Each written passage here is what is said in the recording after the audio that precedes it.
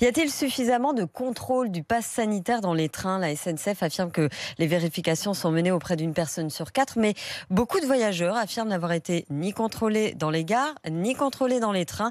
Anivia Tolinki est allée vérifier pour RMC à la gare de Lyon, à Paris.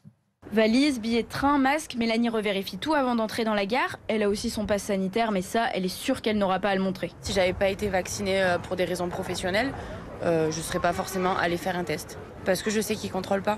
Ils en parlent, mais au final, il n'y a rien. Et cette impression de ne voir aucun contrôle, ça contrarie certains voyageurs comme Patricia et Marielle. Tout le long du parcours, de Toulon à ici, je n'ai jamais été contrôlée. Et ça m'agace. Je me dis, bon, il faut que ça se mette en place, mais bon, à un moment donné, peut-être qu'il va falloir contrôler, quoi, parce qu'on va pas s'en sortir, quoi. Si on force pas un petit peu les gens, si on contrôle pas les gens, c'est vite la guinguette, quoi. Ouais. Pourtant, la SNCF affirme qu'une personne sur 4 est contrôlée, soit par des prestataires privés, soit par des cheminots. Sauf que pour Fabien Villedieu, représentant du syndicat Sudrail, très peu d'agents acceptent de faire ces contrôles. Les collègues n'ont pas envie de contribuer à ça. Et par ailleurs, on a quand même l'expérience du port du masque. Il y a eu une augmentation des agressions qui était colossale l'année dernière. On s'était dit, si en plus on rajoute le pass sanitaire, on risquait de se retrouver confronté à énormément d'agressions. D'après ce syndicaliste, aucun agent de la gare de Lyon ne s'est porté volontaire pour contrôler les passes sanitaires.